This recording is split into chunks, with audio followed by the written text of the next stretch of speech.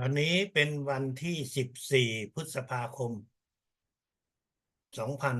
2568วันนี้เราจะมาเรียนระดับ5 5.1 5.2ระดับนี้เป็นระดับพื้นฐานของทางพลังจิตจักรวาลทุกท่านก็ได้ผ่านการเรียนรู้ของระดับ1 2 3 4ได้มีการเปิดจักระ100%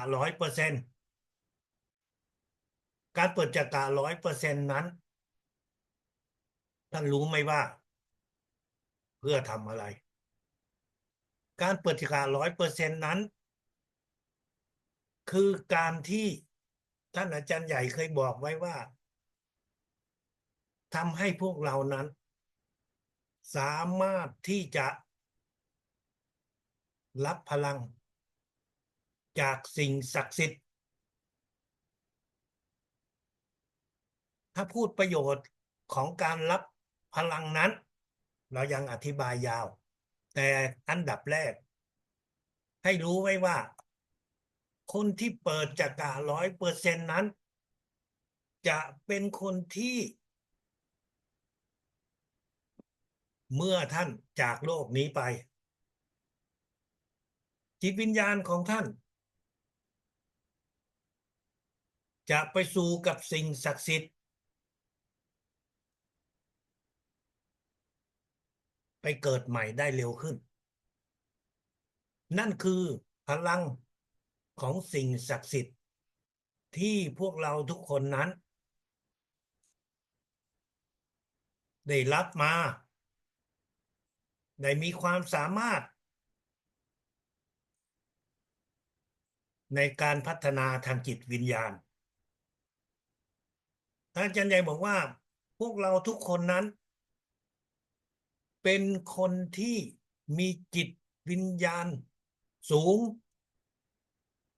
ดังนั้นจิตวิญญาณของพวกเรานั้นจึงทำให้เรา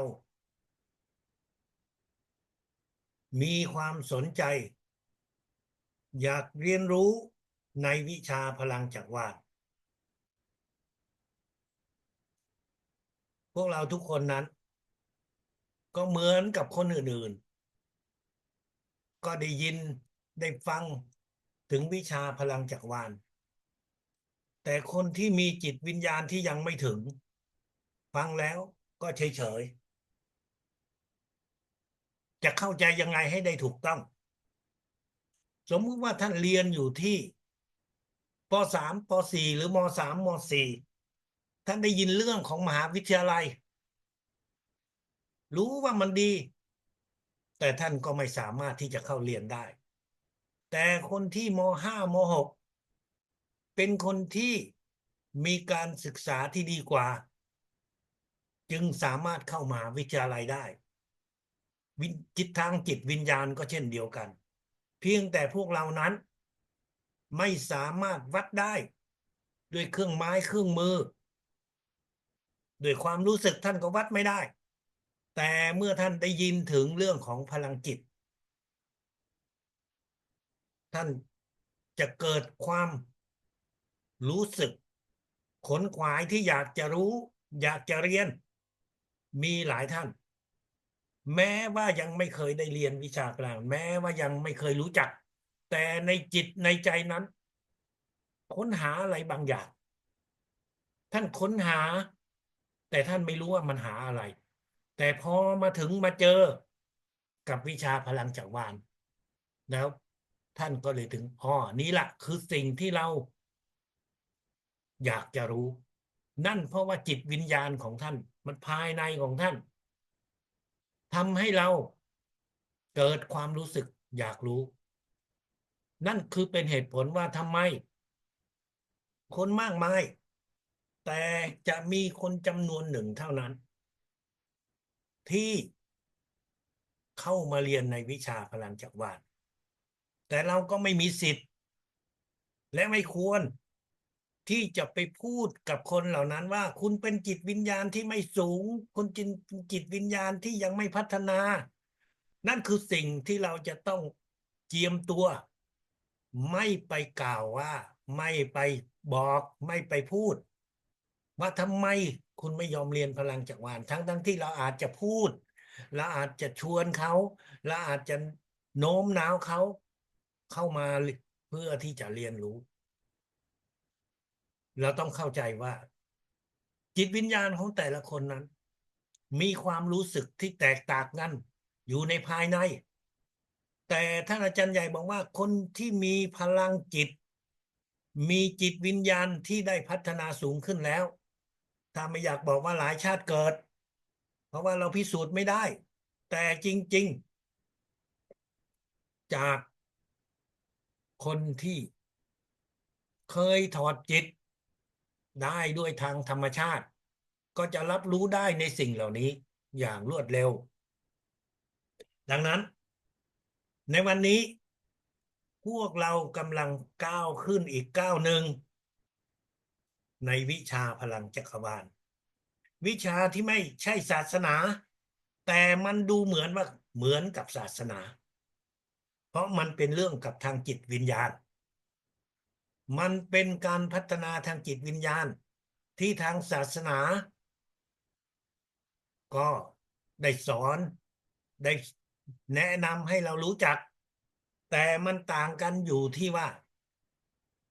ในวิชาพลังจักรวาลไม่มีข้อกำหนด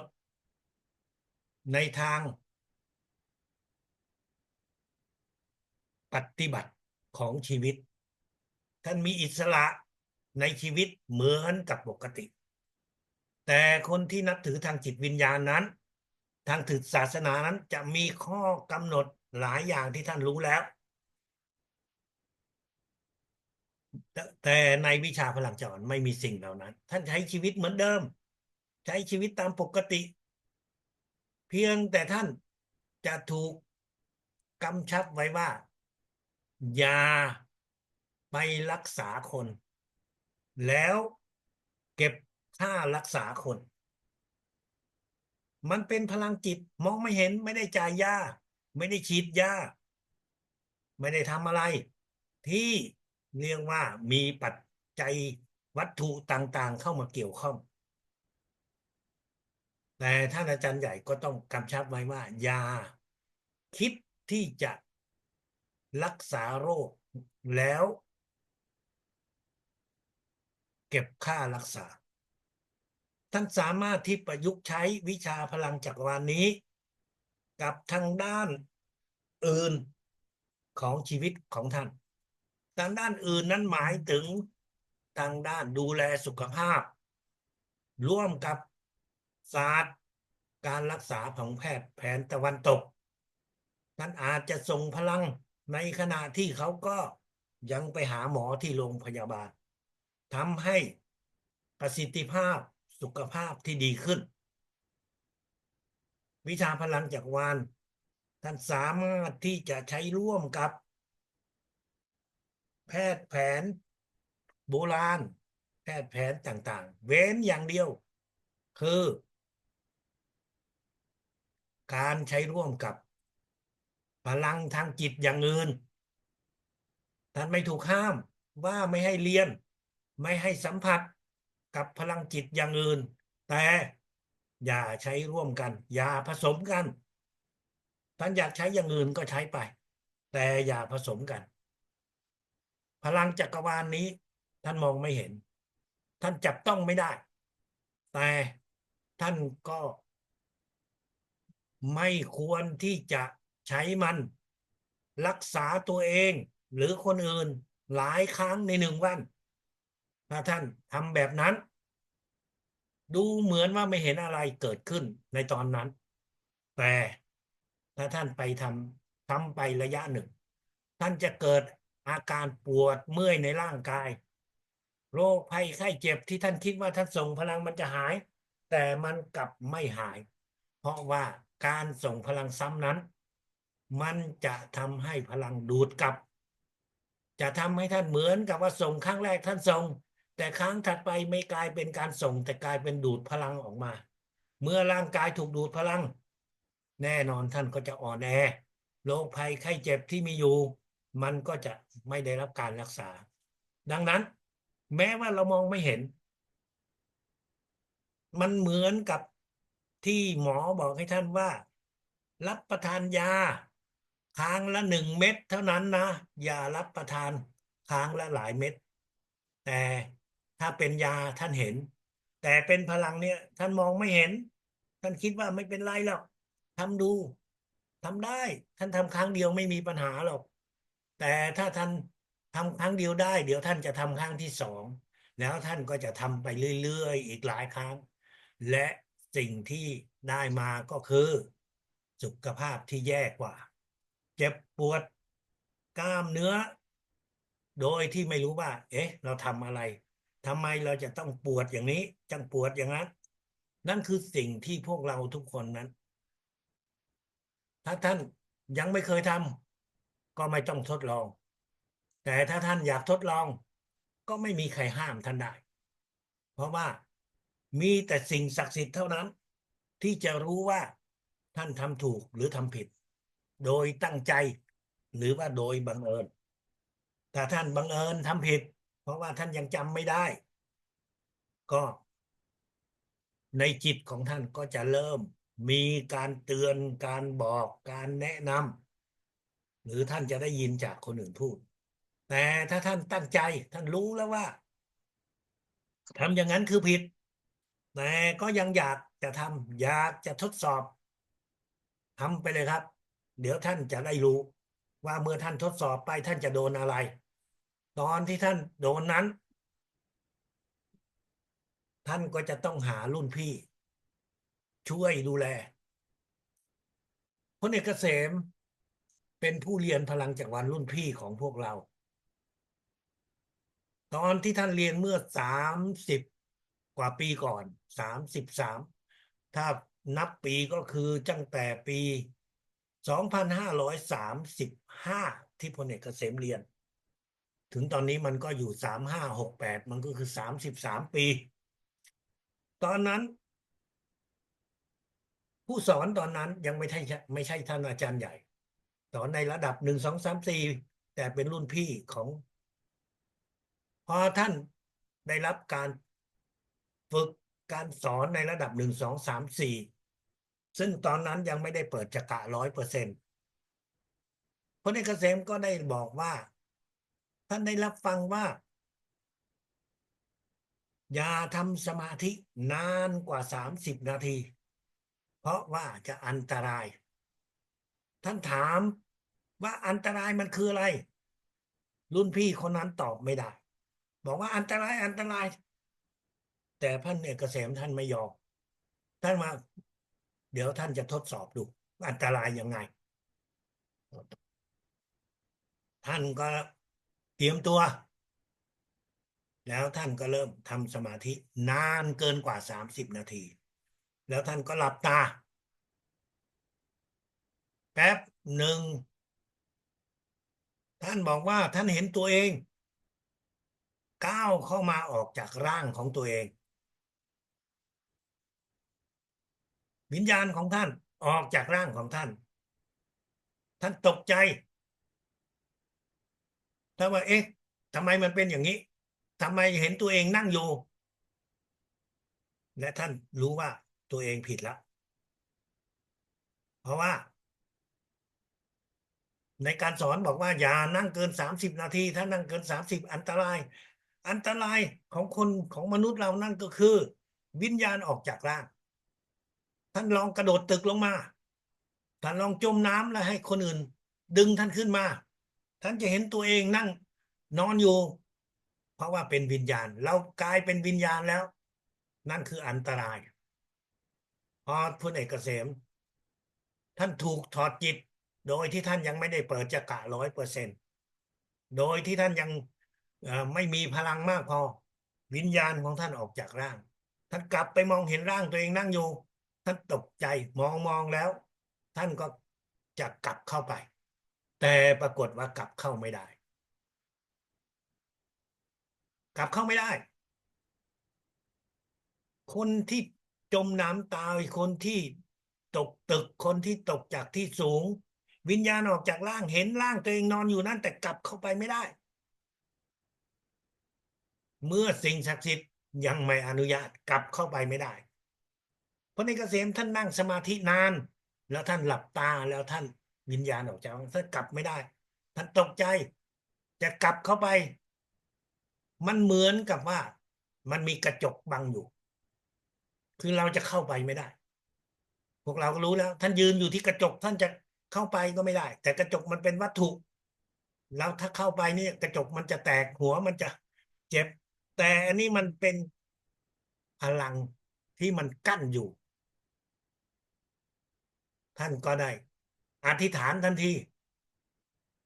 อธิษฐานถึงจิตวิญญาณท่านอาจารย์ใหญ่ช่วยด้วยแล้วมันก็เหมือนกับว่าช่องทางมันเปิดท่านก็กลับเข้ามาได้หลังจากนั้นท่านก็ไม่กล้าที่จะนั่งสมาธินานกว่า30 นาทีตัวอย่างที่พลเอกเกษมเล่าให้พวกเราฟังนั้นเพื่อบ่งบอกว่าพลังนั้นมันมีจริงเพื่อบ่งบอกว่านั่นคือพลังของสิ่งศักดิ์สิทธิ์พวกเราทุกคนจะต้องเข้าใจจะต้องมีความเชื่อตรงนี้นั่นคือสิ่งที่ท่านอาจารย์ใหญ่อยากจะให้พวกเราทุกคนนั้นรู้ว่าพลังที่เราได้รับมานั้นในวิชาพลังจักรวาลมันเป็นพลังของสิ่งศักดิ์สิทธิ์เราใช้คำเรียกนี้บ่งบอกว่านั่นคือสิ่งศักดิ์สิทธิ์แต่สิ่งศักดิ์สิทธิ์มันคืออะไรนักวิทยาศาสตร์ไม่มีนิยามเกี่ยวกับแหล่งพลังนี้เพราะพลังนี้มันอยู่ทุกที่ทุกหนทุกแห่งท่านจะทำสมาธิอยู่ที่ไหนท่านก็สามารถที่จะได้รับพลังนี้ไม่ใช่ว่าท่านต้องไปถึงสถานที่ใดสถานที่หนึ่งไม่ใช่ว่าท่านจะต้องไปในที่ที่มีศักดิ์สิทธิ์ไม่ใช่ว่าท่านจะต้องไปที่ในที่กำหนดท่านนั่งอยู่ในบ้านท่านนั่งอยู่ในห้องนอนท่านจะนั่งอยู่ตรงไหนในบ้านท่านก็สามารถรับพลังได้พลังนี้ท่านรับได้ทุกที่ทุกหนทุกแห่งทุกเวลาเพราะเป็นสิ่งที่มนุษย์เราหรือผู้ที่ปฏิบัติทางจิตวิญญาณนั้นเรียกว่าสิ่งศักดิ์สิทธิ์ทางด้านวิทยาศาสตร์เขายังไม่สามารถที่จะหาชื่อนี้ได้ไม่ใช่ว่าเขาไม่รู้เขารู้เขาค้นหาแต่เนื่องจากว่าข้อมูลที่รับรู้นั้นมันกว้างใหญ่มันไม่รู้จะเรียกว่ามันว่าอะไรทั้งที่มองไม่เห็นทั้งที่จับต้องไม่ได้ทั้งที่ไม่สามารถที่จะถ่ายเป็นภาพทั้งที่ไม่สามารถที่จะเก็บมันเอาไว้หรือจะสลายมันไปก็ทำไม่ได้ถ้าเป็นวัตถุต่างๆท่านทำได้ทั้งนั้นแต่เป็นเรื่องของพลังเนี่ยทำไม่ได้ขัดขวางไม่ได้แต่สามารถที่จะใช้งานมันได้เมื่อเราได้รับการเปิดจักระ100%ได้รับการส่งพลังจากคนที่มีความสามารถในวิชาพลังจักรวาลท่านไม่สามารถที่จะอ่านและทำตามได้แต่เมื่อท่านมีความรู้โดยการอ่านหรือจากการฟังแล้วมีการรับส่งพลังของอาจารย์ใหญ่ของอาจารย์เรืองมิงดางหรือของรุ่นพี่ท่านก็สามารถที่จะปฏิบัติได้ บางท่านอาจจะมีความกังวลใจว่าเอ๊ะทำไมเห็นคนอื่นทำได้แต่ตัวเรานั้นยังทำไม่ได้บางท่านอาจจะมีความรู้สึกอะไรบางอย่างแต่ก็ไม่สามารถที่จะอธิบายได้ทุกท่านสามารถฝึกปฏิบัติค่อยๆเป็นค่อยๆไปอย่าคิดว่าท่านทำได้ทันทีทันใดเพราะมันต้องใช้เวลาฝึกฝนการฝึกในระดับของ5นี้อันดับแรกท่านก็ยังต้องฝึกสมาธิเหมือนกับระดับ1 2 3 4ทุกวันท่านเปิดรูปของท่านอาจารย์ใหญ่วางไว้อยู่ข้างหน้าถ้าไม่สะดวก ก็ไม่เป็นไรแต่ถ้าสะดวกก็คือรูปอยู่ในโทรศัพท์ปัจจุบันไปที่ไหนท่านก็ต้องหิ้วโทรศัพท์ไปอยู่ดีท่านเปิดหน้าที่มีรูปของท่านอาจารย์ใหญ่วางไว้อยู่ข้างหน้ามองให้เห็นสักครั้งหนึ่งถ้ามันไม่อยู่ท่านก็กดให้มันมองเห็นแล้วท่านก็เริ่มทำสมาธิวันละ1 ครั้งอย่างน้อยครั้งละ5 นาทีท่านทำได้กี่ครั้งก็ได้แต่อย่าเกิน30 นาทีอย่าหลับตานั่นคือขั้นตอนของการทำสมาธิอธิษฐานในจิตลูกขอสิ่งศักดิ์สิทธิ์จิตวิญญาณท่านอาจารย์ใหญ่ให้ลูกได้ฝึกสมาธิได้มีผลหลังจากนั้นท่านก็หายใจตามปกติมองไปที่รูปอาจารย์ใหญ่มองแบบเหมือนมองที่ว่างเปล่าไม่ต้องจ้องมองท่านก็จะมีความสามารถในการรับพลังของสิ่งศักดิ์สิทธิ์ในระดับ5ท่านทำการรักษาเหมือนกับปกติเหมือนกับระดับ1 2 3 4เพียงแต่ตอนนี้ท่านต้องมีความเชื่อมั่นว่าพลังนั้นเป็นของสิ่งศักดิ์สิทธิ์พลังนั้นไม่ใช่ของท่านอาจารย์ใหญ่พวกเรานั้นรับพลังจากสิ่งศักดิ์สิทธิ์แต่ท่านอาจารย์ใหญ่ลึงมิงหนางหรือผู้สอนเป็นเพียงคนที่แนะนำให้เรารู้จักวิธีการรู้จักขั้นตอนดังนั้นตอนที่เราจะเริ่มฝึกเราก็ต้องอธิษฐานถึงจิตวิญญาณท่านอาจารย์ใหญ่เพราะท่านเป็นคนที่ให้เราวิธีการไม่ใช่คนอื่นก่อนท่านอาจารย์ใหญ่ถามว่ามีคนรู้จักวิชานี้หรือไม่ตั้งสมมุติฐานเลยว่าไม่มีเพราะขั้นตอนอะไรต่างๆที่ท่านอาจารย์ใหญ่สอนให้กับพวกเรานั้นมาจากที่ท่านเรียนรู้ทางจิตกับสิ่งศักดิ์สิทธิ์พวกเราทำตามแล้วทำไปเมื่อท่านทำไปความสามารถของท่านจะเพิ่มขึ้นในระดับ1 2 3 4ท่านวางมือตามจัดการต่างๆเพื่อทำการรักษาบางท่านอาจจะมีความสามารถสูงขึ้นแต่บางท่านก็ยังไม่ดีท่านไม่ต้องตกใจเพราะวิชาพลังจักรวาลมันเป็นวิชาที่ต้องใช้เวลามันไม่ใช่เป็นวิชาที่ว่าใครเรียนก่อนใครเรียนนานก็จะเก่งมันเก่งอยู่ที่ว่าเราฝึกเราทำหรือไม่นั่นคือสิ่งที่ท่านจะต้องมีความมั่นใจอาจารย์จรูนเมื่อ30 ปีก่อนตอนที่เริ่มเรียนพลังจักรวาลก็ไม่ได้ฝึกปฏิบัติอะไรหรอกก็เหมือนกับคนที่เข้ามาทำหน้าที่ล่ามก็ล่ามไปรับรู้ไปแต่ก็ไม่ได้ฝึกอะไรเพราะไม่ได้เห็นว่าเรามีความจำเป็นเราไม่ได้เข้าใจว่าการฝึกพลังจักรวาลนั้นมีความจำเป็นยังไงเดี๋ยวเราก็จะค่อยๆรับรู้ทีนี้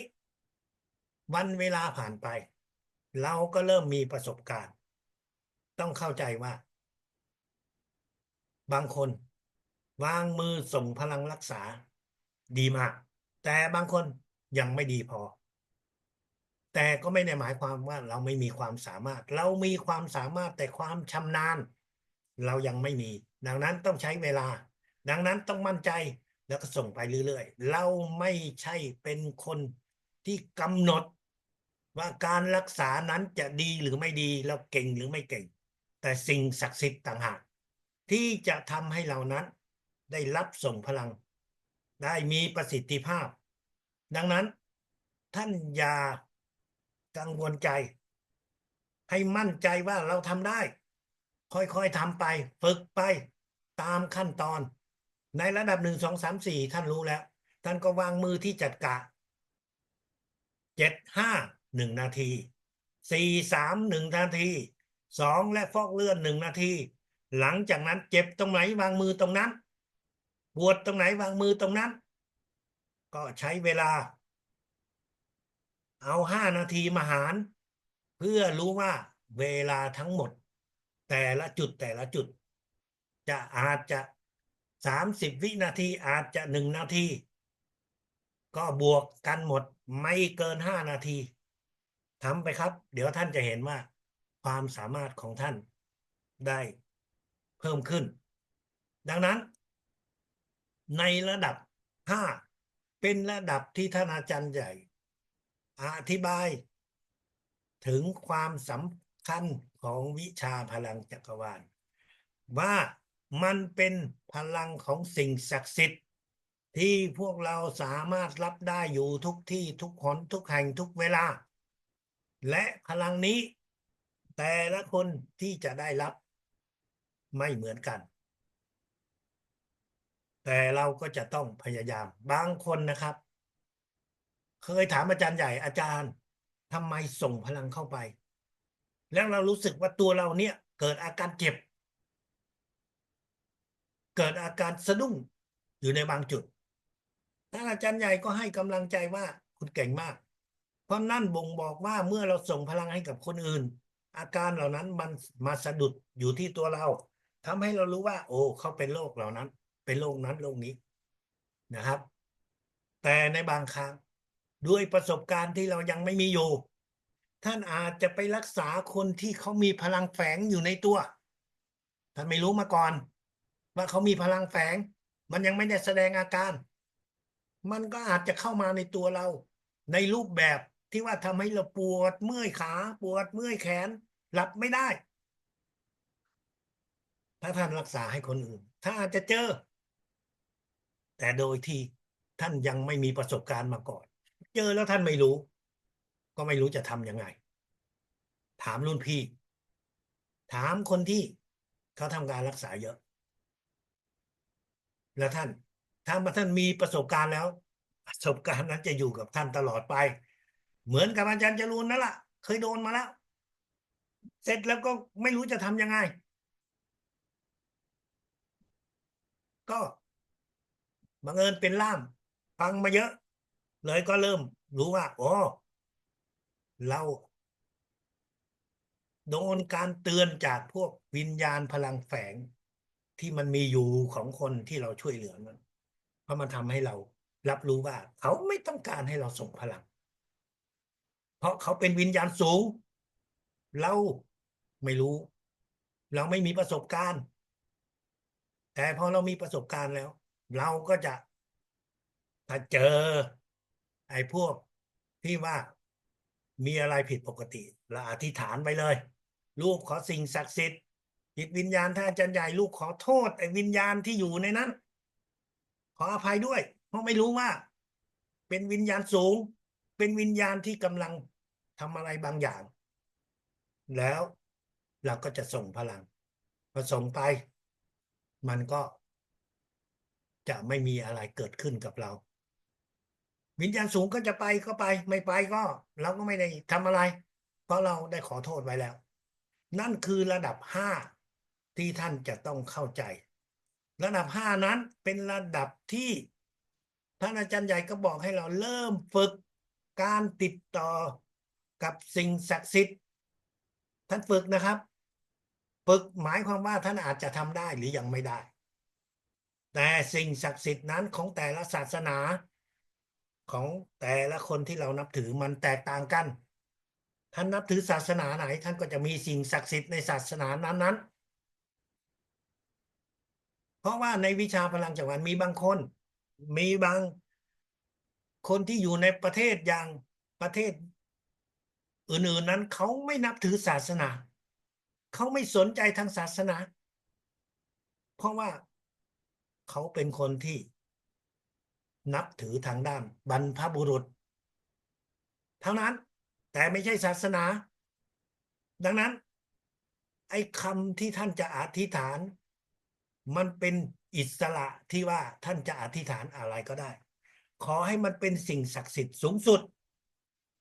ขอให้มันเป็นสิ่งศักดิ์สิทธิ์ที่ท่านนับถือดังนั้นท่านไม่ต้องตกใจว่าเอ๊ะทำไม ท่านอาจารย์ใหญ่สอนให้เรา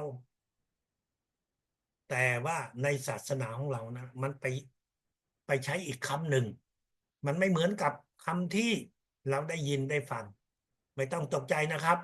ให้เรามีความมั่นใจว่าอะไรที่เป็นสิ่งศักดิ์สิทธิ์สูงสุดท่านก็สามารถที่จะอธิษฐานได้ฝึกทำสมาธิในทางจิต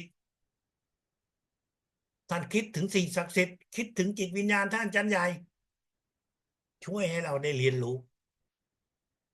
แค่นั้นง่ายๆท่านฝึกไปก่อนนั่นคือสิ่งที่ท่านสามารถที่จะฝึกฝนเรียนรู้ในระดับ5สรุประดับ5คือระดับที่ท่านต้องเชื่อว่าโลกนี้มีวิญญาณมีพลังแฝงมีสิ่งศักดิ์สิทธิ์และอยู่ทุกที่ทุกหนทุกแห่งที่เราสามารถที่จะติดต่อและรับพลังได้เมื่อท่านมีความมั่นใจตรงนี้แล้วท่านก็จะเริ่มฝึกในระดับ5.1ระดับ5.1เป็นระดับที่ท่านต่อไปจะไม่ต้องใช้มือท่านไม่ใช้มือแล้วท่านจะใช้อะไรใช้จิตของเราใช้จักระ6ของเราในการที่จะรับส่งพลังถ้าท่านใช้มือเขาก็ต้องนั่งอยู่ใกล้เราอยู่ต่อหน้าเราแต่ถ้าเราไม่ใช้มือเขานั่งอยู่ต่อหน้าเราก็ไม่ใช้มือเขาอาจจะเป็นบุคคลที่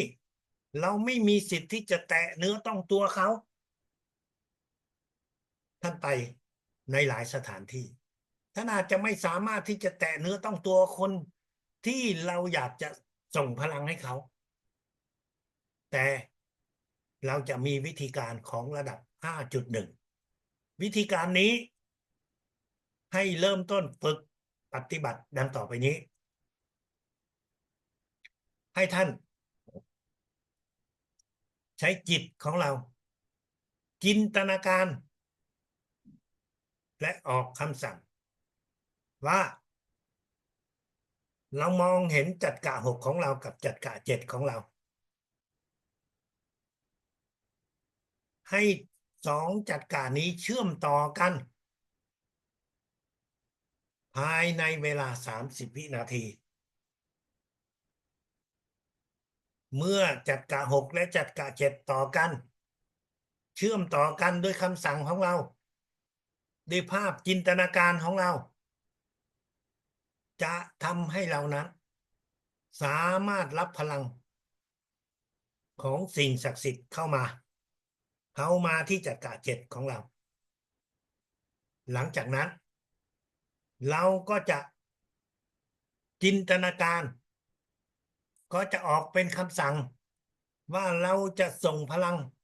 ไปจุดที่เรามีอาการเจ็บอยู่บนร่างกายไปจุดที่เรามีอาการปวดอยู่บนร่างกายท่านเจ็บที่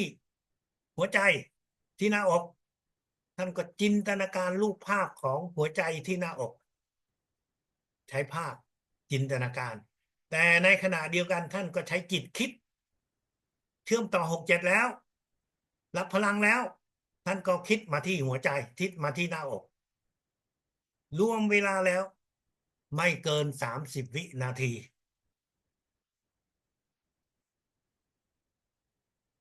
จัดการ6-7เชื่อมต่อกันคือการรับพลังเข้ามาหลังจากนั้นคิดไปที่หัวใจคิดที่หน้าอกเพื่อที่จะส่งพลังเข้ามา30วินาทีไม่เกินอาจจะเป็น20วินาทีก็ได้หรือ10วินาทีก็ได้เช่นเดียวกันหลังจากนั้นท่านก็มีอาการเจ็บที่ท้องท่านก็จินตนาการไปที่ท้องใช้จิตเราคิดว่าเรามองเห็นท้องของเราแล้วเราก็ออกคำสั่งว่าส่งพลังเข้าไปที่ท้องของเราจินตนาการ6-7รับพลังหลังจากนั้นก็คิดไปที่ท้องให้พลังไปที่ท้อง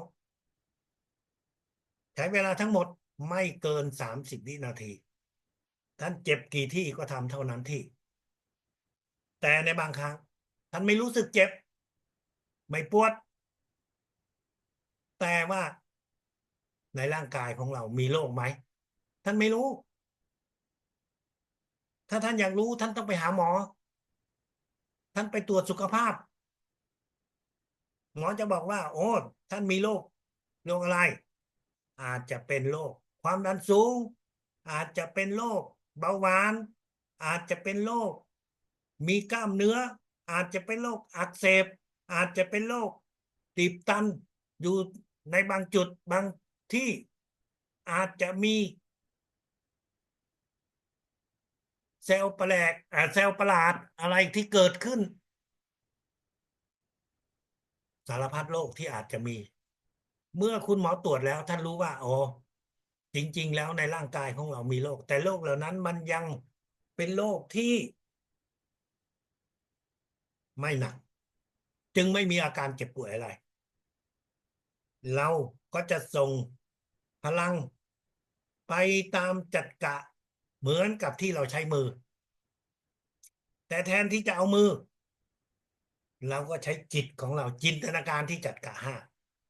ส่งพลังไปที่จัดกะห้าด้วยคำสั่งเมื่อจบจัดกะห้าภายใน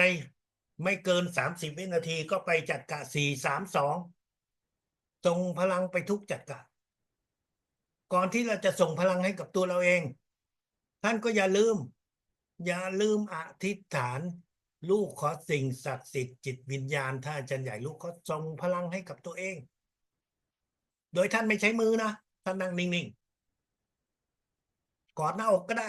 หรือวางมือก็ได้แล้วใช้จิตของเราคิดว่าเราส่งพลังไปในจุดต่างๆของร่างกายลูกขอสิ่งศักดิ์สิทธิ์จิตวิญญาณท่านอาจารย์ใหญ่ลูกขอส่งพลังให้ตัวเอง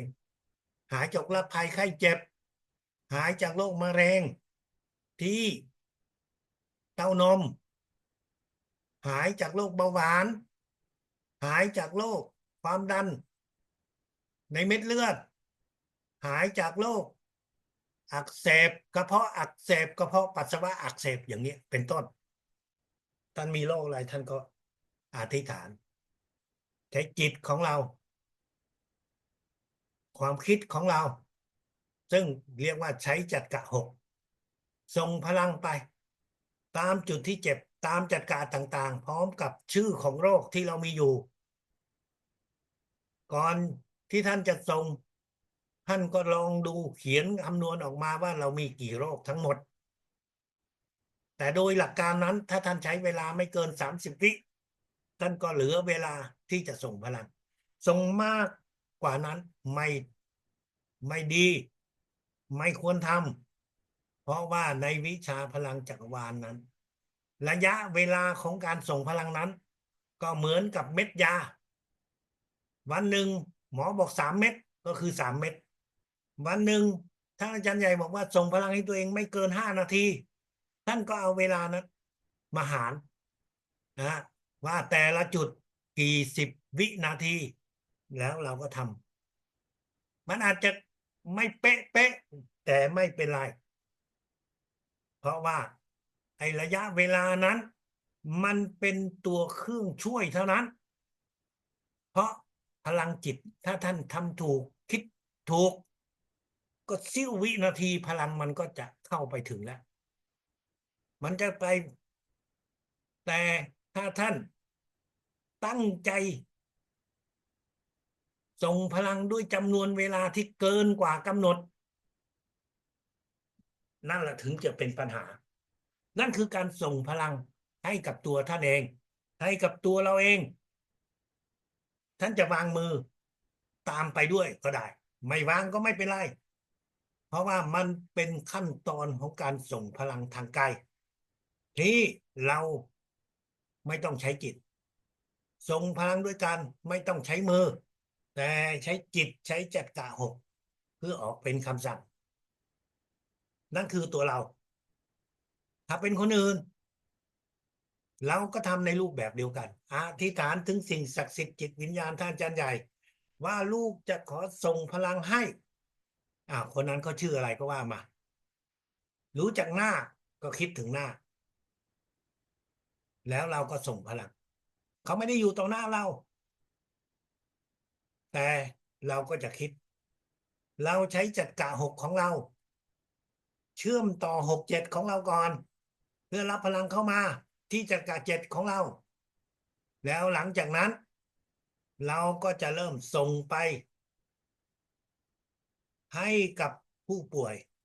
ให้กับคนที่เราต้องการส่งไปตามจักระของเขา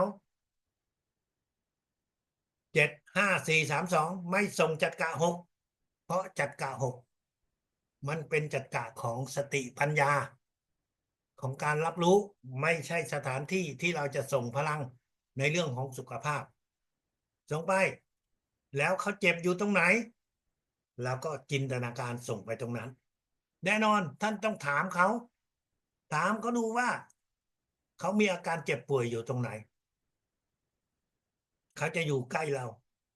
หรืออยู่ไกลเราเราก็ส่งเหมือนกันวิธีการไม่ต่างกันเมื่อท่านส่งพลังไปจัดกะหกของท่านอาจจะร้อนถ้าร้อนเราก็หยุดแม้ว่าระยะเวลาเราอาจจะคิดว่าเราส่ง20 วินาทีแต่เพิ่ง10 วินาทีเราเห็นว่าเอ้ยมันเริ่มร้อนขึ้นละร้อนเหมือนกับคนเป็นไข้ปกติมนุษย์เรามีอุณหภูมิอยู่ที่37 องศาแต่คนที่เป็นไข้เนี่ยมันจะขึ้นไปเป็น38 39 40จัดกะของเรานี่จะร้อนขึ้นมันถ้าวัดอุณหภูมิแล้วมันก็จะร้อนขึ้นท่านก็หยุดไม่ต้องส่งพลังจบแล้วหลังจากนั้นเราก็ส่งไปจุดต่อไปทำไปเรื่อยๆจนจบการส่งพลังโดยไม่ต้องใช้มือมันเป็นสิ่งที่ท่านสามารถที่จะปฏิบัติได้อย่างสะดวกโดยเฉพาะอย่างยิ่งคนคนนั้นเขาอยู่ในชุดที่ท่านไม่สามารถที่จะต้องแตะเนื้อต้องตัวเขาได้แต่ท่านมีความเคารพมีความรักมีความเมตตาที่อยากจะส่งพลังให้กับคนคนนั้นเพราะเขาเป็นคนที่ปฏิบัติในทางศาสนาเราไม่มีสิทธิ์ที่จะแตะเนื้อต้องตัวเขาแต่ด้วยการที่เราใช้พลังจิตท่านก็ส่งพลังให้กับคนเหล่านั้นการส่งพลังนั้นห้ามท่านอาจารย์ใหญ่ห้ามมีการส่งซ้ำห้ามมีการส่งซ้ำหมายถึงว่ายังไงหมายถึงว่าคนคนหนึ่งสมมุติว่านายกอไก่เขาขอให้คุณเจี๊ยบส่งพลังเสร็จแล้วนายกอไก่นั้นก็ขอให้คุณพระแพงส่งพลังเขามาขอให้กับคุณกรณ์ส่งพลังแบบนั้นไม่ได้เหมือนกับว่าผู้ป่วยนั้นไปขอหลายคนให้ส่งพลังให้ตัวเขาแนะนำเตือนกับคนที่เราส่งพลังว่าอย่าไปขอให้คนอื่นส่งพลังให้กับตัวเองถ้าเราเป็นคนที่หนึ่งส่งพลังแล้วคนที่สองเขาก็จะดูดพลังออกคนที่สามก็จะดูดพลังอีกดังนั้นเมื่อส่งพลังให้ใครเตือนคนคนนั้นว่าบอกคนคนนั้นว่าถ้าหากว่าให้เราส่งพลังแล้วก็อย่าไปขอคนอื่นเพราะถ้าไปขอคนอื่นนั้นพลังจะถูกดูดออกนะเขาไม่เชื่อก็เป็นเรื่องของเขาแต่เราต้องรู้ต้องบอกเขามีคำถามว่าอาจารย์คะคุณพ่อคุณแม่เนี่ยมีลูก3 คนไปเรียนพลังจักรวาลแล้วลูกๆส่งพลังให้กับคุณพ่อคุณแม่ได้ไหมเพราะถ้าส่งลูกคนโตคนกลางคนเล็กหรือคนถัดไปส่งพลังลุมให้กับพ่อแม่ได้ไหมท่านว่าได้หรือไม่ได้คิดดู คุณพ่อคุณแม่ไม่ได้ขอให้ท่านส่งพลังแต่พวกลูกๆทั้งหลายส่งเองไม่ผิดถ้าเป็นการส่งแบบนั้นสิ่งที่มันจะเกิดขึ้นคือถ้าคนไหนส่งก่อนพลังมันจะเข้าไอ้คนที่ส่งทีหลังพลังจะไม่เข้าเพราะมันเต็มแล้วมันจะไม่เข้าไปอีกไม่ไม่มีการดูดพลังถ้าลูกๆส่งให้หรือว่าหลายคนส่งให้1 คนโดยที่คนคนนั้นไม่ได้ขอเพราะว่าคนที่ส่งเนี่ยทำเองเขาไม่ได้ขอดังนั้นพลังที่ไปถึงเขานั้นจะเต็มแล้วก็ไม่ขอเขาก็จะส่งพลังเข้าไปไม่ได้เพราะว่าพลังมันก็จะย้อนกลับทำให้คนที่จะส่งพลังนั้นรู้สึกตัวเองว่าไม่ต้องส่งแล้วเขาได้เต็มแล้วพลังมันย้อนกลับไม่ใช่ว่าเราส่งไปแล้วมันจะผิดต้องเข้าใจตรงนี้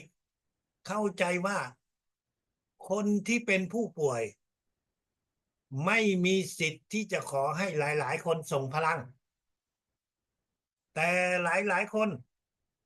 สามารถส่งพลังให้กับคนคนนั้นโดยที่เขาไม่ได้ขอท่านอยู่ในกลุ่มท่านต้องเข้าใจตรงนี้ว่าการส่งพลังนั้นเราจะต้องทำด้วยความสมัครใจแต่ไม่ใช่เป็นการเข้าไปในกลุ่มแล้วขอให้ทุกคนส่งพลังให้ต่างกันนะครับตรงนี้เราจะต้องเข้าใจเพื่อที่จะหลีกเลี่ยงการที่เราส่งพลังให้ได้มีประสิทธิภาพในวันนี้เราพูดถึงเรื่องการส่งพลังทางไกลส่งไม่ใช้มือดูเหมือนว่าเป็นเรื่องปกติแต่ท่านรู้ไหมว่าเมื่อ30 ปีก่อน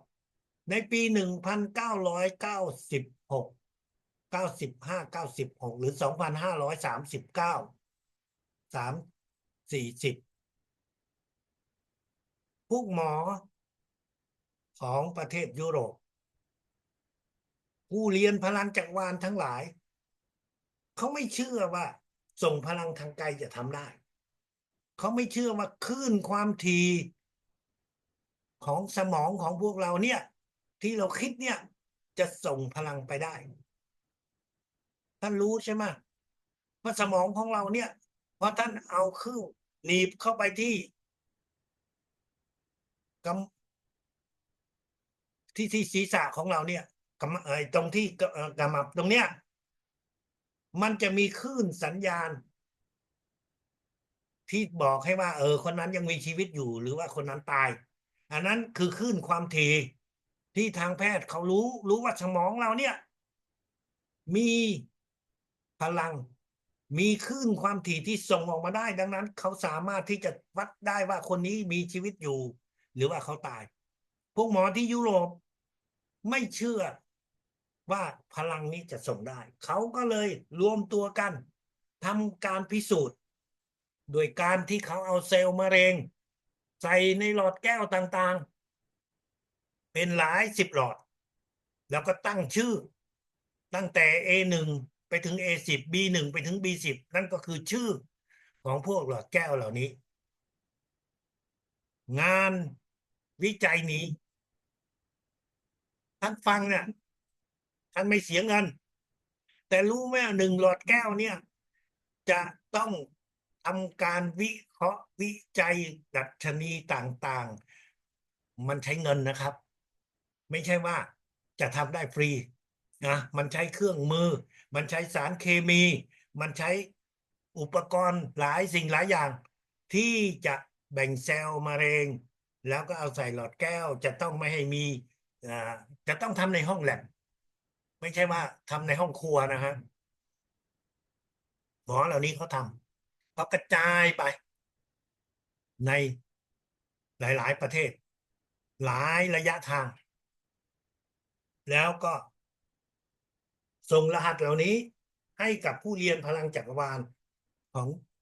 ที่ยุโรปเพื่อที่จะส่งพลังทางไกลส่งในระยะทางที่แตกต่างกันส่งด้วยระยะเวลาที่แตกต่างกันท่านไหนที่เคยศึกษาในระดับมหาวิทยาลัยท่านจะรู้ว่างานวิจัยแบบนี้มันใช้เวลามันใช้ต้นทุนท่านต้องมีทุนทำงานวิจัยแต่พวกยุโรปนะเขาทำได้เพราะเขารวมตัวกันถ้าท่านไหนยังไม่ได้เรียนถึงระดับมหาวิทยาลัยท่านอาจจะจินตนาการไม่ออกคิดแบบง่ายๆคือเขาส่งพลังในระยะทางที่แตกต่างกันเขาส่งพลังด้วยเวลาที่แตกต่างกันหลังจาก4-5 เดือนส่งพลังทุกวันแบบนั้นเขาก็เอารวมมาแล้วมาวิเคราะห์ปรากฏว่าสูตรที่ส่งพลังที่มีการใช้ระยะเวลาใช้ใช้ระยะทางที่แตกต่างกันก็ไม่มีอะไรที่ต่างกันไม่ว่าจะไกลจะใกล้ผลก็เท่ากันหมดในความหมายว่าดีก็ดีหมดเสียก็เสียหมดนั่นคือระยะที่ห่างกันระยะเวลาไหนที่มากกว่าที่อาจารย์ใหญ่กำหนดเซลล์มะเร็งเติบโตเยอะมากขึ้นนั่นมันบ่งบอกว่าพลังที่ส่งไปเนี่ยไม่ได้ผลส่งไปก็สร้างโรคขึ้นมาแต่เซลล์มะเร็งไหนที่หลอดแก้วไหนที่ส่งพลังที่น้อยกว่า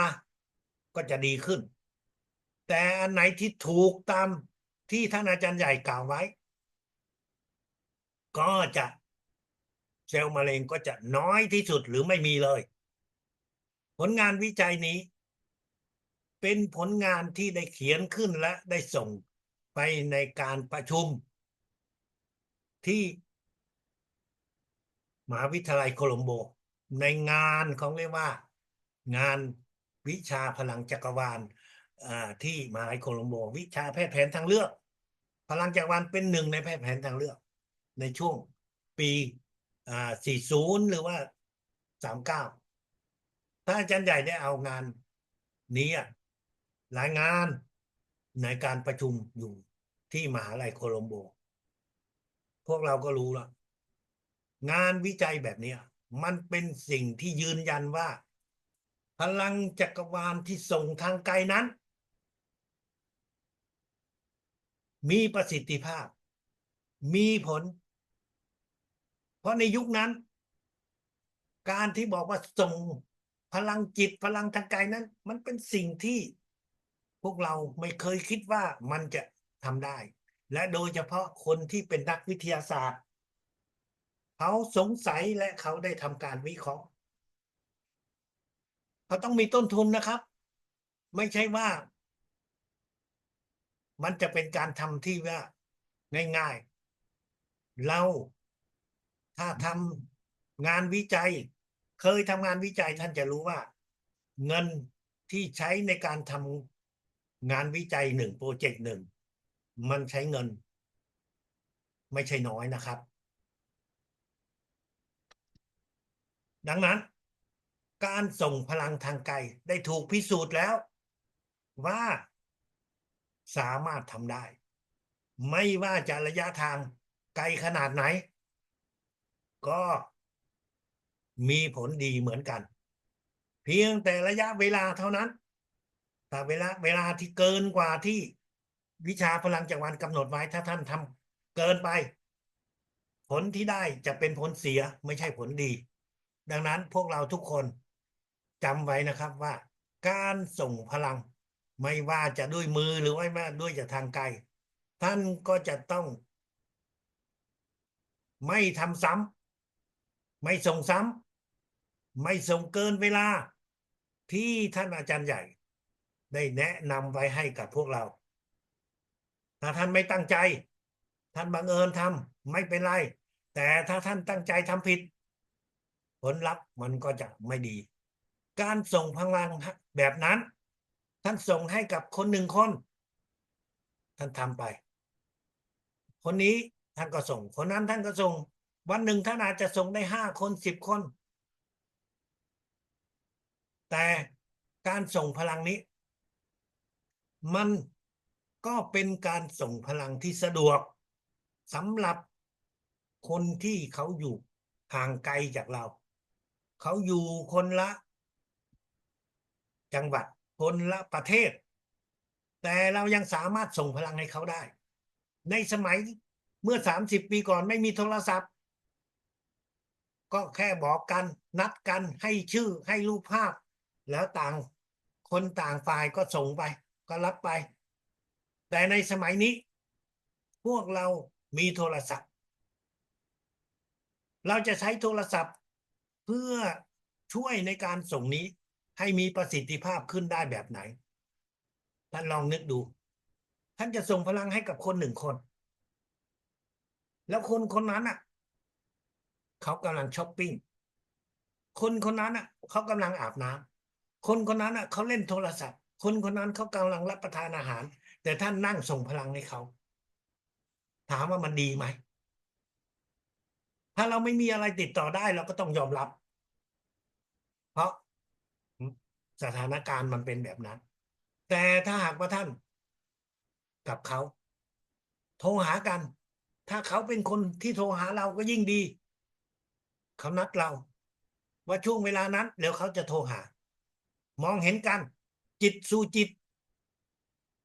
การส่งพลังนั้นจะดีที่สุด ยอดเยี่ยมที่สุด เพราะเราส่งเขารับ เขาตั้งใจรับ เหมือนกับเรานัดกันว่าเราจะโทรศัพท์หากัน ถ้ากดโทรศัพท์เขารับปุ๊บ เพราะว่าเรานัดกันแล้ว แต่ถ้าท่านไม่นัด ไม่ได้นัดไว้ โทรศัพท์เขาอาจจะวางไว้อยู่ในกระเป๋า เขาวางไว้ที่โต๊ะ เขาวางไว้ที่ไหน ท่านโทรไปแต่เขาไม่รับ นั่นคือเครื่องโทรศัพท์ แต่การส่งพลังเนี่ยมันเป็นการส่งพลังทางจิต ทางจิตวิญญาณ ดังนั้นจิตใจเขาอาจจะไม่รู้ แต่จิตวิญญาณน่ะเขารับได้ แต่ถ้ามีทั้งจิตใจทั้งจิตวิญญาณรับ ผลก็จะดีที่สุด ดังนั้นถ้าหากท่านส่งทางไกล ก็พยายามนัดแนะกับคนที่เราจะส่งว่าโทรหากัน ท่านเป็นคนที่เพิ่งเรียนพลังจักรวาล ท่านความสามารถในการส่งแบบทางจิตของท่านอาจจะดี หรืออาจจะยังไม่ดีพอ แต่ท่านมีทางเลือกอีกทางหนึ่ง นั่นก็คือเมื่อท่านออกจากบ้าน ท่านไปพูดคุย ไปเจอเพื่อนอยู่ในงาน หรือว่าอยู่ในที่ทำงาน หรือว่าอยู่ในกิจกรรมอะไรบางอย่างท่านอาจจะพูดคุยกับเพื่อน แล้วคนคนนั้นจะเป็นคนใหม่ก็ได้ จะเป็นคนเก่าที่เรารู้จักก็ได้ เราก็ถามเขาว่าถ้าเราจะส่งพลังให้กับเขา เพราะว่าเห็นเขาบอกว่าเขานอนไม่ค่อยหลับ เขาบอกว่าเขาปวดตรงนี้ปวดตรงนั้น วางมือส่งพลัง วางมือที่จัดการเจ็บ วางมือที่เขาเจ็บเขาปวด แล้วก็ส่งพลังไป แต่เราใช้จิตของเราส่งพลังไป แต่เราวางมือเพื่อเป็นจิตวิทยา ถ้าวันนั้นท่านทำได้1 คนก็ดีทำได้หลายคนก็ยิ่งยอดเยี่ยม แต่สิ่งที่สำคัญที่สุดไม่ใช่ว่าเราทำอย่างเดียว มันยอดเยี่ยมอยู่ที่ว่าเรากล้าที่จะแสดงออก เมื่อท่านกล้าที่แสดงออกมันหมายถึงว่าจิตของท่านจะต้องเข้มแข็ง ความอายของท่านไม่มีแล้วเพราะเรามีความเมตตา มันจะลบล้างไอ้ความอายเราสงสารเขาเราอยากช่วยเขา เขาได้รับพลังโดยที่เราทำการวางมือ จิตของเรานั้นจะติดต่อกับสิ่งศักดิ์สิทธิ์เพื่อรับส่งพลังให้เขาได้ดีที่สุด การส่งพลังที่เรากล้าแสดงออก นั่นหมายถึงว่าเรามีความตั้งใจอย่างสูง เรามีความมั่นใจอย่างสูง แน่นอนในช่วงแรกๆท่านอาจจะทำแต่ท่านลืมไป เอ๊ะ ไม่รู้ว่าวางอย่างนี้มันถูกไหมไม่รู้ว่าระยะเวลามันถูกไหมช่วงแรกๆท่านไม่ต้องกังวลใจทำไปครับเดี๋ยวจิตของท่านสิ่งศักดิ์สิทธิ์ก็จะบอกให้ท่านว่าเอ้ยท่านจะคิดว่ารู้สึกว่าระวางมือผิดที่เมื่อกลับไปที่บ้านเปิดตำรามาดูอ๋อผิดจริงๆก็เราก็จะได้แก้ไขการวางมือแสดงตัวออกวันละ1 คนหรือว่าหลายคนท่านส่งพลังไปในสถานที่ไหนก็ได้ท่านกล้าที่จะทำสิ่งศักดิ์สิทธิ์ก็จะทำให้ท่านได้เก่งขึ้นแน่นอนทำในรูปแบบที่ใช้มือทั้งในรูปแบบที่ไม่ใช้มือจะทำให้ท่านมีความสามารถสูงขึ้นอย่างแน่นอนและการส่งพลังตัวต่อตัวนั้นมันก็มีข้อจำกัดว่าท่านทำได้แค่5 คน10 คนมันก็ไม่มีเวลาแล้วหรือมีอะไรบางอย่างที่ท่านไม่สามารถที่จะทำต่อไปได้ท่านสามารถที่จะส่งพลังให้กับคนจำนวนมากโดยการเอารายชื่อของคนที่เรารู้จักแล้วเรียกว่าการส่งพลังเป็นหมู่ท่านมีเพื่อนหลายร้อยคนท่านมีคนที่รู้จักหลายร้อยคนเอาชื่อเหล่านั้นมาแบ่งเป็นกลุ่ม 1กลุ่ม 2กลุ่ม 3เมื่อแบ่งเป็นกลุ่มแล้วท่านก็จะอธิษฐานลูกขอสิ่งศักดิ์สิทธิ์จิตวิญญาณท่านอาจารย์ใหญ่ลูกขอส่งพลังให้คนที่อยู่ในกลุ่มที่1ใช้สายตาอ่านรายชื่อเหล่านั้นมองไปชื่อเหล่านั้นถ้ามันเป็นร้อยคนอย่างเงี้ยท่านอ่านไม่ได้หมดท่านก็ใช้สายตามองชื่อเหล่านั้นอ่านสักครั้งหนึ่งในวันแรกเสียเวลานิดนึงแต่วันถัดไปท่านก็มองไปรายชื่อเหล่านั้นให้เห็นรายชื่อเหล่านั้นแล้วท่านก็จะเริ่มลูกอธิษฐานว่าลูกขอสิ่งศักดิ์สิทธิ์จิตวิญญาณท่านอาจารย์ใหญ่ลูกขอส่งพลังทุกคนที่อยู่ในรายชื่อกลุ่มหนึ่งได้มีสุขภาพแข็งแรงหายจากโรคภัยไข้เจ็บแล้วท่านเริ่มเอาตัวเราเป็นหุ่นเอาตัวเราเพื่อที่จะสะดวกในการที่เราจะส่งพลังให้กับทุกคนใช้จักระ6ของเราจิตของเราเชื่อมต่อ6 7 30 วินาทีไม่เกินหลังจากนั้นก็คิดจัดกะ7กับจุดเหนือหูทางขวา30 วินาทีจัดกะ7และเหนือหูทางซ้าย30 วินาทีแล้วส่งพลังให้กับสมองซีกซ้ายสมองซีกขวาหลังจากนั้นก็ไปที่จัดกะ5ของเราก็ใช้เวลาจินตนาการส่งพลังไม่เกิน30 วินาทีจัดกะ4จัดกะ3จัดกะ2และฟอกเลือดที่คอของเราคิดเรามองเห็นเลือดเส้นเลือดอยู่ตรงนี้แล้วก็ส่งพลังเข้าไปแล้วเราก็กลับมามองที่6 7ของเราอีกรอบหนึ่งการส่งพลังนี้เราเอาตัวเราเป็นหุ่นพลังนั้นไม่ได้เข้าตัวเรานั้นเป็นเพียงแค่หุ่นเพื่อให้เราจินตนาการได้ง่ายในการที่เราจะส่งพลังให้กับทุกคนที่อยู่ในรายชื่อพลังจะถูกกระจายออกไปหาพวกเขาเหล่านั้นไม่ใช่ว่าพลังจะเข้ามาที่ตัวเราส่งพลังแล้วแต่ตอนนี้เราได้อธิษฐานบอกไปแล้วว่าลูกขอสิ่งศักดิ์สิทธิ์จิตวิญญาณท่านอาจารย์ใหญ่ลูกขอส่งพลังให้กับคนที่อยู่ในกลุ่มที่มีชื่ออ่าเราก็อ่านในจิตมองด้วยสายตาชื่อเหล่านั้นแล้วเราก็ส่งพลังไปกลุ่มที่1เราก็ใช้เวลาไม่เกิน5 นาที เห็นไหมฮะไม่เกิน5 นาทีแต่เราส่งได้พลังให้กับคนหลายสิบคน100 คนนั่นคือกลุ่มหนึ่งถ้าท่านมานั่งส่ง100 คน30 คนคนละไม่ถึง5 นาทีท่านก็ทำได้แค่10 คนมันก็50 นาทีแล้วดังนั้น100 คนหลายสิบคนท่านใช้เวลา5 นาทีไม่ได้ถ้าท่านไม่ใช้รูปแบบของการส่งเป็นกลุ่มลักษณะเดียวกันกับกลุ่มที่2ท่านก็ทำไปกลุ่มที่3ท่านทำไป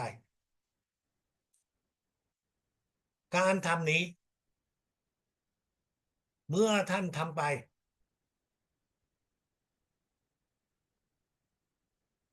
บางคนอาจจะเสียชีวิตในช่วงเวลาที่เราส่งพลังหมายถึงว่าระยะวันเวลาส่งพลังไม่ใช่ตอนที่เราส่งพลังอย่างเดียวแต่เมื่อเขาเสียชีวิตจิตวิญญาณของเขาก็จะได้รับพลังเพราะว่าเขาอยู่ในรายชื่อที่เรามีความตั้งใจส่งพลังให้เขาได้มีสุขภาพแข็งแรงแต่เราไม่รู้หรอกว่าโดยบังเอิญเขาอาจจะโดนอุบัติเหตุหรือโดนอะไรบางอย่างแล้วเขาก็จากไปก็ไม่เป็นไรเราก็ส่งไปนั่นคือกลุ่ม1กลุ่ม2กลุ่ม3ส่งพลังกลุ่มแบบนี้ท่านทำไปด้วยจิตที่เมตตาด้วยจิตของการให้แต่ท่านก็อยากจะรู้ใช่ไหมว่าที่เราส่งไปนี่เรามีความสามารถจริงหรือเปล่าท่านไม่ต้องกังวลใจทำไปครับเดี๋ยวสิ่งศักดิ์สิทธิ์ก็จะเตือนให้กับท่านบอกให้ท่านรู้บอกยังไงเดี๋ยวไว้ในระดับสูงกว่าแล้วเราก็จะมีขั้นตอนที่ทำให้เราได้รู้ได้ตอนนี้เราทำไปด้วยความเมตตา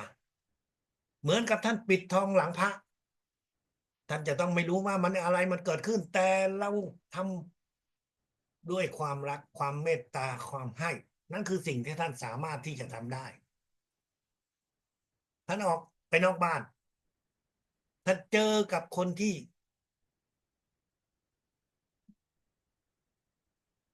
นั่งอยู่บนรถของโรงพยาบาลไปโรงพยาบาลหรือเจอกับคนที่โดนอุบัติเหตุรถปอเต็กตึงรับส่ง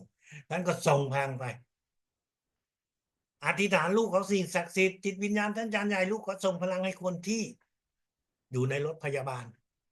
ทำไปครับทำได้วันเดียวครั้งเดียวแต่ทำเพื่อให้จิตของเรานั้นได้ฝึกฝนเพื่อทำให้สัญชาตญาณส่งพลังนั้นมันเกิดขึ้นกับตัวเรานั่นคือสิ่งที่ท่านสามารถที่จะทำได้ในการที่จะส่งพลังมันมีบางคนอาจจะถามว่าแล้วจะส่งให้กับต้นไม้ได้ไหมส่งให้กับสัตว์เลี้ยงได้ไหมได้แต่ท่านส่งได้หมาสักตัวหนึ่งแมวตัวหนึ่งที่ท่านรักแต่ส่งเป็นสัตว์เลี้ยงที่เลี้ยงเป็นฝูงยังทำไม่ได้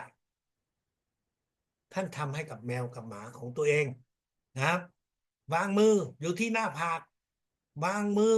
ที่หน้าผากของสัตว์ที่เรารักนั้นแล้วเราก็ส่งพลังเข้าไปเดี๋ยวอาการของมันจะดีขึ้นอธิษฐานในจิตว่าลูกขอสิ่งศักดิ์สิทธิ์จิตวิญญาณท่านใหญ่เขาส่งพลังให้น้องแมวให้มันดีสุขภาพดีให้มันหายจากอาการที่มันเจ็บปวดอะไรอย่างเงี้ยหรือมันโดนอุบัติเหตุอะไรบางอย่างนั่นคือสิ่งที่ท่านสามารถที่จะทำได้ในระดับ5.1นี้ในระดับ5.2เป็นระดับที่เหมือนกับระดับ5.1ท่านทำทุกอย่างได้เหมือนกับระดับ5.1ทำสมาธิก็เหมือนกัน5.1 5.2ก็คือนั่งต่อหน้ารูปอาจารย์ใหญ่ใช้เวลามองไปที่รูปของอาจารย์ใหญ่อธิษฐานลูกขอสิ่งศักดิ์สิทธิ์จิตวิญญาณท่านอาจารย์ใหญ่ช่วยให้ลูกได้มีฝึกสมาธิได้มีประสิทธิภาพการทำสมาธินั้นเพื่อทำให้เรามีความสามารถในการรับพลังอย่าหลับตา จริงๆแล้วท่านจะหลับตาก็ได้ แต่ไม่ควร โดยเฉพาะอย่างยิ่ง ถ้าท่านออกไปข้างนอก ไปในหลายสถานที่ที่ท่านไม่คุ้นเคยไปสถานอย่าหลับตา ให้ลืมตาหลีตาลง จะวางรูปของอาจารย์ใหญ่อยู่ต่อหน้าก็ได้ ถ้าอยู่ข้างนอก แต่อยู่ในบ้านควรเปิด เพื่อให้จิตของเราสายตาของเรา อยู่กับวิชาพลังจักรวาลถ้าไปข้างนอกแล้วแต่ความสะดวก ในระดับ 5.2 สิ่งที่เราจะต้องเรียนรู้กับ 5.2 นั่นก็คือ การใช้พลังจิต พลังที่เราส่งโดยที่คนอื่นไม่รับรู้ เขาไม่รับรู้นะท่านในทางกายเหนือเนี่ยเขาไม่รู้หรอกว่าเราส่งพลังให้เขา อาจารย์ใหญ่บอกว่า เราอย่าคิดส่งพลัง ในรูปแบบทางเห็นแก่ตัว การส่งพลังเห็นแก่ตัวนั้น เป็นสิ่งที่ท่านอาจารย์ใหญ่กำชับไว้ว่า เป็นสิ่งที่พลังลบ ไม่ดี อย่าส่ง อย่าคิดว่าส่งพลัง ไอคนนั้นมันทำให้ฉันเจ็บป่วยแล้วจะส่งพลังให้มันป่วยให้มันเจ็บ นั่นแหละคือการส่งพลังทางลบ หรือมากกว่านั้นคือ ในระดับนี้ท่านยังส่งพลังไปอย่างอื่นไม่ได้มากหรอก เพราะว่าพลังของเราเนี่ย มันเป็นคลื่นความถี่ถ้าพูดในแนวทางโลกนะมันก็เหมือนกับของยาม พลังของเรานั้นอาจจะไปได้แค่1 กิโลเมตรเท่านั้นท่านไหนที่รู้ว่าเครื่องยามเขาส่งได้ในระยะทางสั้นๆ แต่โทรศัพท์ มันเป็นพลังที่ส่งได้ทางไกล ในอนาคต ความสามารถส่งพลังของท่านจะสูงมากขึ้นอีก นอกจากการส่งรักษาโรคแล้วยังมีอีกสายสิ่งหลายอย่างที่ท่านจะส่งพลังได้ แต่ท่านอาจารย์ใหญ่บอกไว้ว่า ในระดับนี้เราจะต้องเริ่มมีจิตของความเมตตา ส่งพลังเพื่อช่วยเหลือเท่านั้น อย่าส่งพลังในการที่จะ มีความคิดเห็นแก่ตัวในทางลบ ตัวอย่างที่ อาจารย์จรูนจำได้ มากที่สุด ก็คือการที่ท่านอาจารย์ใหญ่สอนอยู่ที่ไต้หวัน ไต้หวันเขาก็มีไต้หวันเหนือ ไต้หวันกลางและไต้หวันใต้ ผู้หญิงคนหนึ่ง ที่อยู่ไต้หวันกลาง เขาก็ถามในระดับ 5.2 แต่เขาถามว่า ความสามารถในการส่งพลังเนี่ย เขาจะใช้รูปแบบนี้ได้ไหม คือ สามีเขาเป็นคนภาคกลาง ไปทำงานภาคเหนือ ก็ไปซื้อบ้าน เพิ่มอีกหลังหนึ่งที่ภาคเหนือ แล้วก็หา สาวน้อยคนหนึ่งมาดูแล ไปทางใต้ก็ซื้อบ้าน แล้วก็หาสาวอีกคนหนึ่งดูแล เขาอยู่ภาคกลาง เขาถามว่าเขาจะส่งพลัง ให้สามีดึงสามีกลับมาทำได้ไหม ทุกคนอยู่ในห้องเรียนหัวเราะกันใหญ่ โอ้ความคิดสร้างสรรค์ดีเนี่ย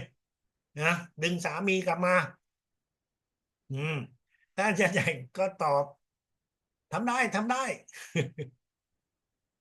ท่านอาจารย์ใหญ่ก็ตอบเล่นๆว่าทำได้ทำได้ แต่อาจารย์ใหญ่ขอถามว่า ทางเหนือ ทางใต้ ผู้หญิงเหล่านั้นเขาก็เรียนพลังจักรวาลเหมือนกัน แล้วเขาก็อธิษฐานเหมือนคุณ สิ่งศักดิ์สิทธิ์ก็เลยแบ่งให้คนละ1 สัปดาห์ เอาไหม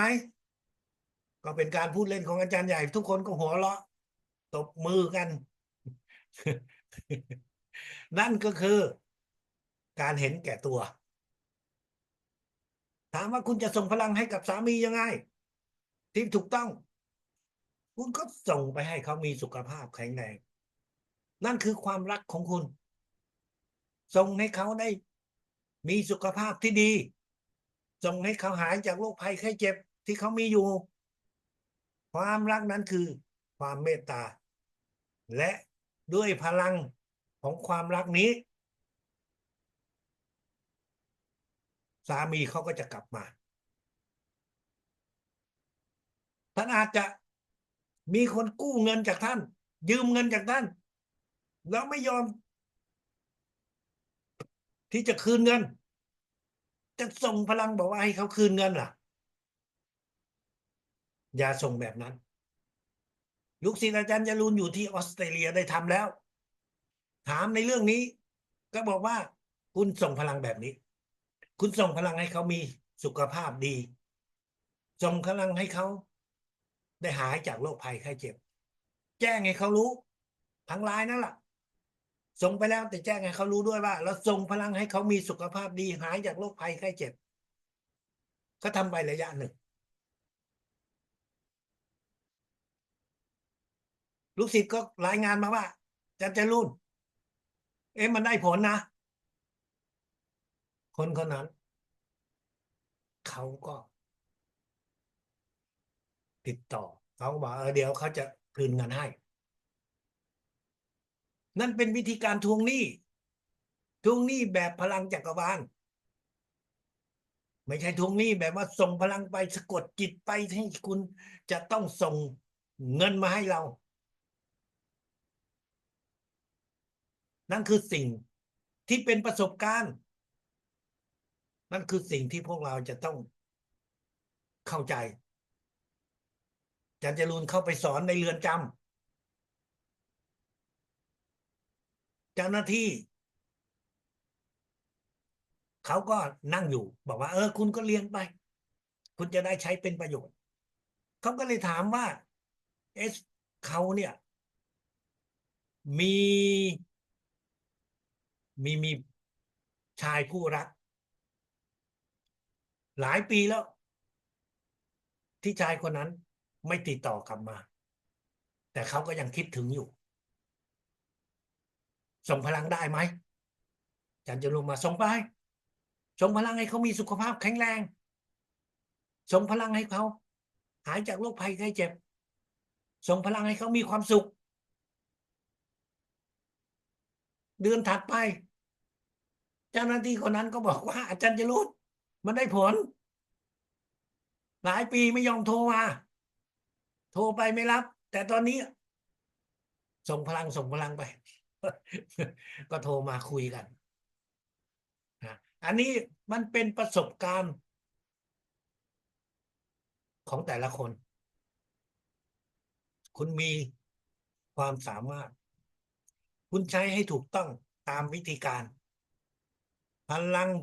จิตจักรวาลนี้จะช่วยให้เราได้มีความสุขให้เราได้มีความปรารถนาในสิ่งที่เราทำในวิชาพลังจักรวาลความสามารถนี้อย่าใช้ในทางลบอย่าใช้ในทางเห็นแก่ตัวเพราะว่าคนที่เราส่งพลังนั้นเขาก็มีจิตวิญญาณเขาก็มีจิตใจเขาจะรับรู้ได้เมื่อเราส่งพลังไปส่งด้วยความเมตตาเขาก็จะเมตตากลับมาแต่ถ้าเราส่งในทางที่เราเรียกว่าเห็นแก่ตัวส่งในทางที่บีบบังคับเราจะได้ผลที่ตรงข้ามนั่นคือสิ่งที่เราจะต้องเข้าใจว่าวิชาพลังจักรวาลเป็นวิชาของสิ่งศักดิ์สิทธิ์เป็นวิชาที่พวกเราทุกคนผู้ที่มีจิตวิญญาณสูงได้สัมผัสได้มีความสามารถที่จะใช้พลังเหล่านี้ดังนั้นเราก็ค่อยๆฝึกเราก็ค่อยๆจัดการทีละอย่างทีละอย่างที่มีอยู่ในชีวิตของเราชีวิตของเรามีไม่แค่เพียงการเจ็บป่วยทางร่างกาย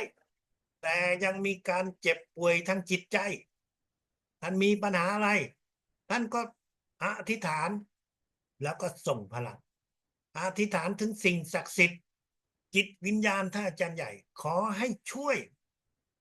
ให้อาการที่เรามีอยู่ท่านมีความรู้สึกในทางจิตเกี่ยวกับบางสิ่งบางอย่างที่ท่านมองไม่เห็น ท่านไม่รู้ว่ามันเป็นอะไรทำไมมันเป็นอย่างนี้ทำไมเราอึดอัดทำไมให้เราเหมือนกับอยู่ไม่เป็นสุขแต่ท่านไม่รู้ว่ามันสาเหตุมาจากไหนอธิษฐานถึงสิ่งศักดิ์สิทธิ์จิตวิญญาณท่านอาจารย์ใหญ่ลูกขอส่งพลังเพื่อให้อาการความรู้สึกที่ไม่ดีนั่นน่ะให้มันสงบให้มันหายไปท่านทำไปครับท่านอยู่ในระดับนี้ท่านก็ทำแบบนี้ถ้าท่านอยู่ในระดับอื่นก็จะมีวิธีการอื่นที่แต่ละระดับมันมีวิธีการมันมีพลังที่แตกต่างกันอยู่ในระดับ5.1 5.2ก็มีของระดับนี้ถ้าท่านอยู่ในระดับสูงขึ้นไปท่านก็จะมีวิธีการที่ของระดับนั้นๆแน่นอนระดับสูงกว่าก็จะต้องมีอะไรที่ทำให้ท่านได้ใช้ได้เป็นประโยชน์มากขึ้นวิชาพลังจักรวาลเป็นวิชาของพลังทางจิตใจและจิตวิญญาณดังนั้นท่านจะต้องค่อยๆฝึกจะต้องค่อยๆสร้างให้ตัวเองมีความคล่องตัวมีความมั่นใจอย่าคิดว่าฟังอย่างเดียวแล้วมันจะได้ผลมันต้องฝึกวันละนิดฝึกไปเรื่อยๆฝึกถ้าไม่เข้าใจท่านถามท่านอย่าคิดว่าท่านคิดเองแล้วจะถูกจะทำได้ถามไปถามใครครับถามในกลุ่มนั่นแหละท่านมีโอกาสดีที่สามารถถามในกลุ่มในสมัยก่อนพวกเราเรียนพลังจักรวาลไม่มีกลุ่มเพราะมันไม่สามารถติดต่อโทรศัพท์ได้เหมือนในสมัยนี้เรียนจบต่างคนต่างกลับบ้านตอนเรียนก็ต้องไปเจอท่านอาจารย์ใหญ่อยู่ที่กรุงเทพเรียนได้3 วัน5 วันในช่วงเวลานั้นยังเจอกันพอหลังจากนั้นก็ตัวใครตัวมันกลับบ้านไม่มีกลุ่มไม่มีใครถามได้นะใครที่อยู่ตรงไหนก็หาเพื่อนที่อยู่ใกล้นั้นถามเท่านั้นแต่ตอนนี้เพื่อนของท่านอยู่ทั่วโลกเพื่อนของท่านอยู่ในกลุ่มที่ท่านอยู่ด้วยและพยายามเราอยู่ในระดับไหนเราถามคำถามให้ถูกกับระดับคนอยู่ระดับสูงก็จะต้องถามอยู่ในระดับสูงคนอยู่ในระดับล่างก็ถามในระดับล่าง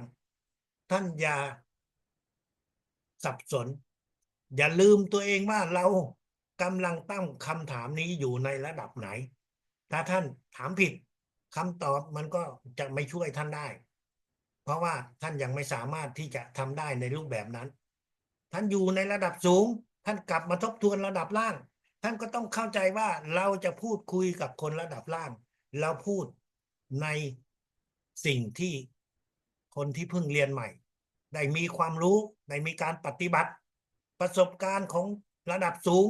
เราให้รู้ได้แต่วิธีการนั้นท่านอย่าเอาไปแนะนำให้กับคนอื่นโดยที่ทำให้คนเหล่านั้นเขาอาจจะปฏิบัติโดยที่ไม่ถูกต้องนั่นคือพวกเราทุกคนจะต้องช่วยกันทำให้เรานั้นได้มีความสามารถ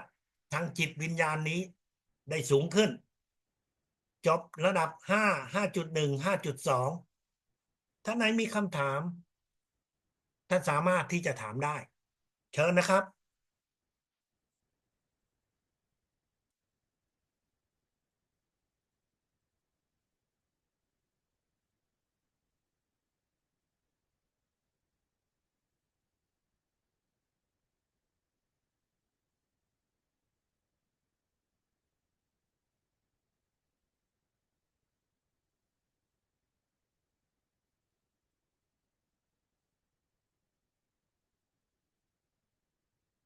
เงียบจังไม่รู้ว่าได้ยินเสียงของอาจารย์จรูนหรือเปล่าได้ยินค่ะอาจารย์ก็ขอบคุณครับคิดว่าไม่ได้ยินมีคำถามไหมครับ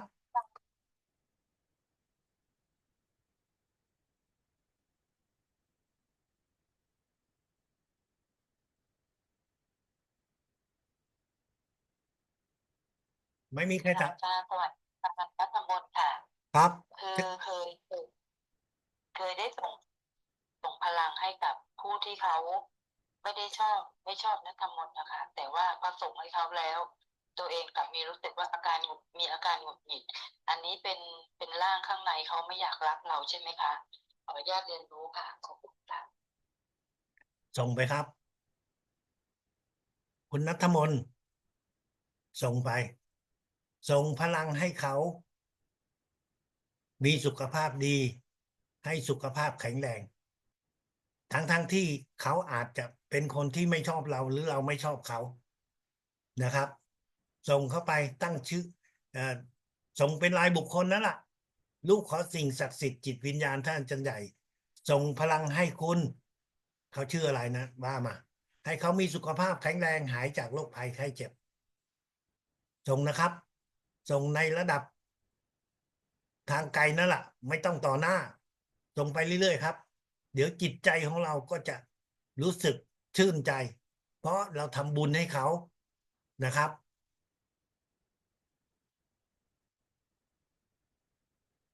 ขอบคุณค่ะ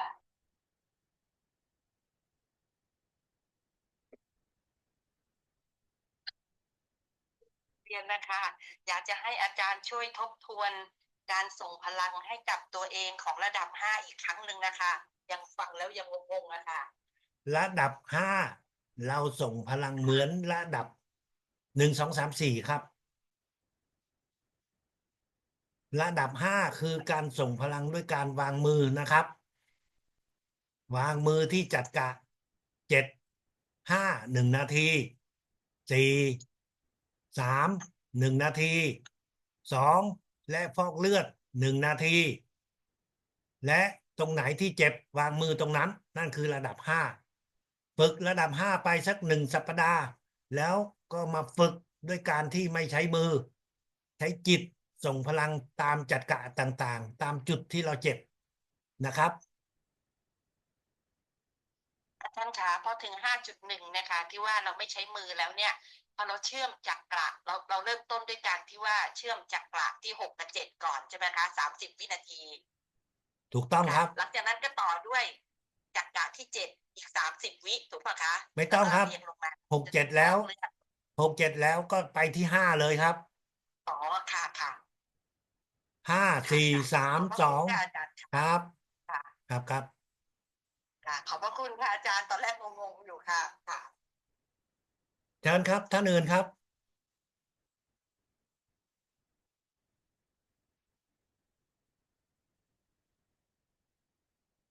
อาจารย์คะอย่างเราส่งให้ผู้อื่นพ่อแม่นะคะเราก็ต้องฝึกระดับ5ก่อนสัก1 สัปดาห์ก่อนใช่ไหมคะค่อยไปเริ่มโดยการไม่ใช้มือค่ะจริงๆแล้วเนี่ยระดับ5เราไม่ต้องทำอีกก็ได้ เพราะว่า1 2 3 4 กับ 5มันก็เหมือนกัน แล้วก็มาฝึกที่ระดับ5.1เลยก็ได้นะครับ เพราะว่าระดับ5นั้นเป็นระดับของความเชื่อ แต่วิธีการมันก็เหมือน1 2 3 4นั่นแหละ ค่ะขอบคุณค่ะแล้วอย่าง5.1นี่พอเราฝึกตอนเช้าเราส่งให้ตัวเราเสร็จแล้วพ่อแม่นอนอยู่เนี่ยเราก็สามารถส่งให้ท่านได้เลยใช่ไหมคะได้ครับส่งทันทีได้เลยก็ได้นะครับเพราะว่า5.1มันส่งเอ่อขอให้ว่าให้เราส่งวัน 1 ครั้งเดียวเท่านั้นอย่าส่งค่ะอย่างอย่างอย่างถ้าเราเรียนอย่างวันเนี้ยพรุ่งนี้เราสามารถเริ่มฝึกได้เลยทำได้เลยใช่ไหมคะถูกต้องครับค่ะขอบคุณค่ะ